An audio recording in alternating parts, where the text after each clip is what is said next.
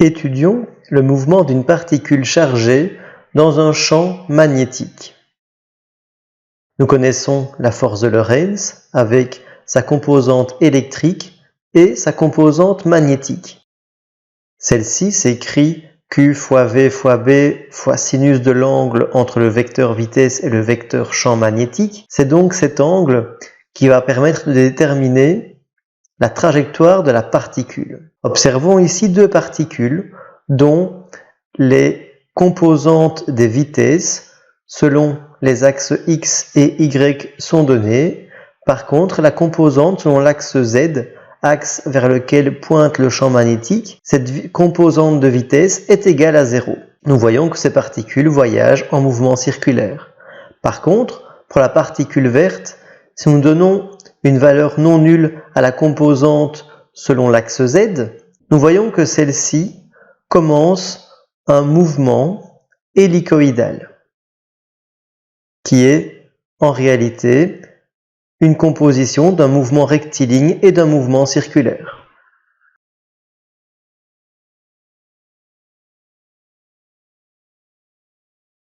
Nous venons de voir que si la vitesse n'a pas de composante selon l'axe vers lequel pointe le champ magnétique, alors le mouvement est circulaire. Plus simplement, on dira qu'une particule possède un mouvement circulaire si sa vitesse est perpendiculaire au champ magnétique. On sait que si une particule chargée subit une force, elle subit une accélération et son mouvement est modifié. Prenons le cas d'une charge positive qui se dirige vers la droite. Son vecteur vitesse est donc dirigé vers la droite.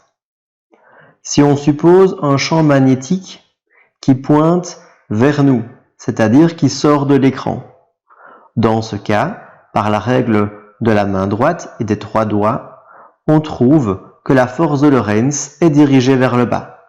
La particule aura tendance à être déviée vers le bas. Si on considère une particule négative, qui elle se dirige également vers la droite. Dans ce cas, comme la particule est négative, on peut dire que la vitesse est dirigée vers la gauche. Si on considère un champ magnétique qui pointe toujours vers nous, c'est-à-dire qui sort de l'écran, dans ce cas, la force de Lorentz est dirigée vers le haut. Une particule négative sera donc défléchie vers le haut. Cela signifie que si on prend deux particules, une positive et une négative qui rentrent dans le même champ magnétique, elles auront des mouvements différents. Dans ce cas-ci, la particule positive ira vers le bas, alors que la particule négative ira vers le haut. On remarque que ce mouvement est circulaire. Qui dit mouvement circulaire, dit qu'il y a une force centripète. Dans ce cas, la force qui joue le rôle de la force centripète, c'est bien sûr la force de Lorentz. Or, la force de Lorentz est égale à la charge multipliée par la vitesse fois le champ magnétique.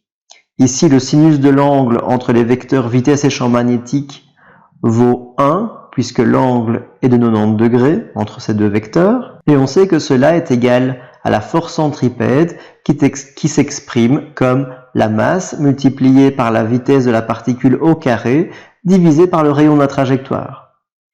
De cette expression, on peut en tirer l'expression du rayon de la trajectoire et on voit que le rayon est égal à la masse fois la vitesse divisé par le produit entre la charge et le champ magnétique. De même, on peut déterminer la période de rotation de la particule dans ce champ magnétique. La période, c'est le temps nécessaire pour faire un tour complet. Dans ce cas, il s'agit d'une trajectoire circulaire, donc un tour complet se calcule comme 2 fois pi fois le rayon, et pour obtenir le temps mis pour effectuer cette distance, on divise par la vitesse. De la première expression, celle du rayon, on peut en déterminer une expression pour la vitesse, le remplacer dans l'expression de la période, et on obtient que la période est égale à 2 fois pi fois la masse de la particule, divisé par la charge fois le champ magnétique. De plus, la fréquence est égale à l'inverse de la période et donc est égale au produit de la charge fois le champ magnétique, le tout divisé par 2 fois pi fois la masse de la particule. De ces formules, on en tire 2 enseignements. Le premier est que la fréquence et la période de l'orbite ne dépendent pas de la vitesse de la particule. Deuxièmement, on remarque que toutes les particules ayant le même rapport masse-charge, c'est-à-dire le même rapport Q sur M ou M sur Q, ont la même période et la même fréquence de rotation. Si la particule possède une composante de la vitesse non nulle par rapport à l'axe vers lequel pointe le champ magnétique, dans ce cas, on l'a vu également, la particule va commencer à prendre un mouvement hélicoïdal.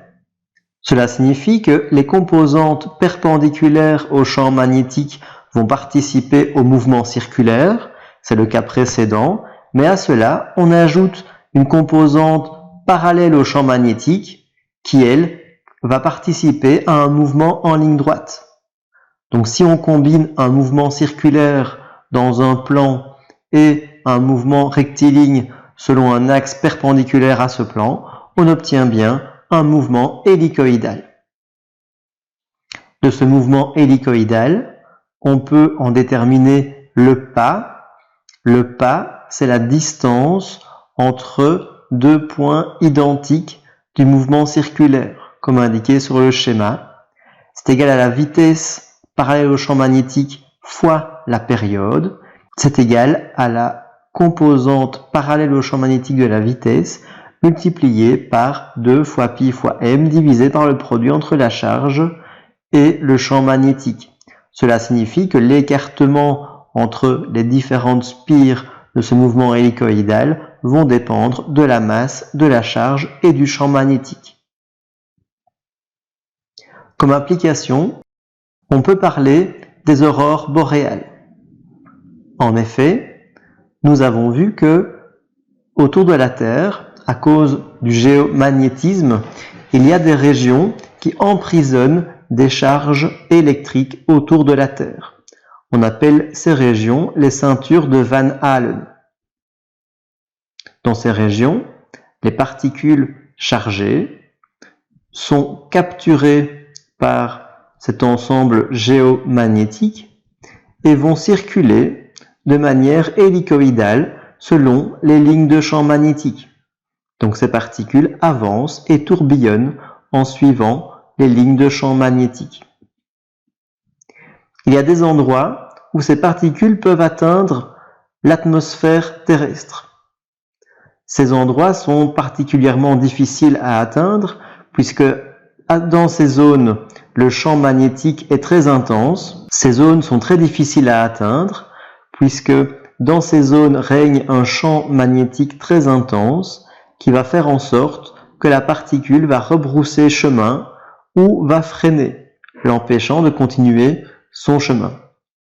Si la particule parvient malgré tout à s'immiscer, elle rentre dans l'atmosphère terrestre, va perdre son énergie en se choquant avec d'autres particules ou molécules atmosphériques, et de ces collisions, on peut observer depuis le sol de superbes aurores boréales. Ces aurores ont lieu près du pôle Nord et près du pôle Sud, puisque c'est dans ces régions que le champ magnétique est le plus fort.